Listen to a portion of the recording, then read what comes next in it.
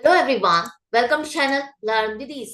आज हम सॉल्व करेंगे सीबीएसई 2025 सैंपल पेपर का डिसोल्यूशन ऑफ फर्म से रिलेटेड एक क्वेश्चन। उसे कैसे प्रेजेंट करोगे, सॉल्व करोगे, सब कुछ सीखना है, समझना है। तो मेरे साथ एंड तक बने रहना। ऑनलाइन क्लासेस के लिए आप मुझे स्क्रीन पर दिए गए नंबर पर व्हाट्सएप कर सकते हो अपना नाम और क्लास। और अगर आप सॉल्यूशन ढूंढ रहे हो टीएस ग्रेवाल और डी के गोयल न्यू एडिशन बुक के, तो चैनल की प्लेलिस्ट को क्लिक करो।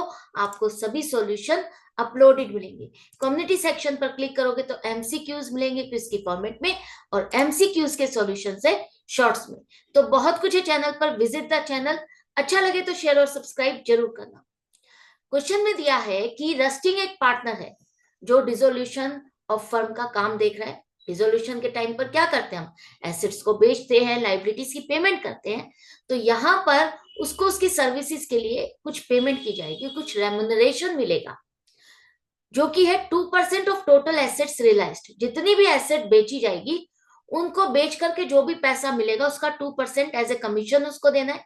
लेकिन अदर देन कैश एसेट, हम कैश को तो सेल वैसे भी नहीं करते, हम अदर देन कैश जो भी एसेट को बेचेंगे, उसको बेच करके जो पैसा मिलेगा उसका आपको 2% कमीशन देना है। इसके अलावा उसको 10% देना है आपको वो अमाउंट का जो पार्टनर्स में डिस्ट्रीब्यूट किया जाएगा।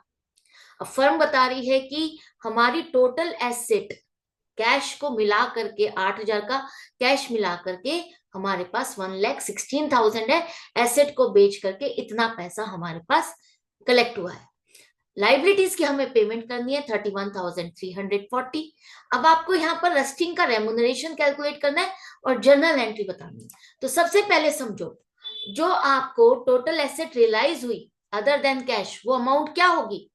यहाँ पर का है 1,16,000, लेकिन ध्यान से रीड करो, लिखा है इंक्लूडिंग कैश 8,000, और हमें कमीशन देना है अदर देन कैश। मतलब 1,16,000 माइनस 8,000, 1,08,000 का 2% उसको कमीशन दिया जाएगा, 2,160। इसी तरह से उसको 10% मिलेगा उस अमाउंट का जो पार्टनर्स में एंड में जो बच जाएगा पैसा, वो डिस्ट्रीब्यूट होगा, उस अमाउंट का 10% देना है।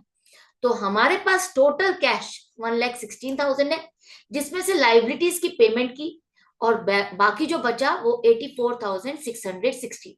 इसका 10% एज ए कमीशन उसको हमें देना है। तो वो बनेगा 8,466। टोटल हो गया उसका रेमुनरेशन 10,626, जिसकी एंट्री क्या बनेगी? फर्म के लिए खर्चा है। रियलाइजेशन एक्सपेंस फर्म के लिए खर्चा है, जिसे आप रियलाइजेशन अकाउंट में डेबिट साइड पे रिकॉर्ड करते हो। तो रियलाइजेशन अकाउंट तो डेबिट हो गया, लेकिन ये पेमेंट अभी आपको करनी है। किसे? रस्टिंग को करनी है। तो रस्टिंग के कैपिटल अकाउंट को आप क्रेडिट करोगे कि इतना पैसा उसको देना है। तो realisation account debit to rustings capital account 10,626, ये एंट्री बनेगी। किस तरह से वर्किंग नोट बनाना है, कैलकुलेशन क्या होगी, सब कुछ समझ में आ गया है। तो इसी तरह से कनेक्टेड रहो, सीखते रहो, समझते रहो, प्रैक्टिस करो। जितने सीबीएसई ने सैंपल पेपर्स आपको दिए हैं, लास्ट ईयर्स में भी बहुत सारे सैंपल पेपर्स रिलीज किए हैं, उनको प्रैक्टिस करोगे तो आपको बहुत अच्छे से समझ में आएगा कि सीबीएसई किस तरह के क्वेश्चंस फॉर्मेट करती है, किस तरह का लेवल ऑफ क्वेश्चन होता है, लैंग्वेज क्या होती है।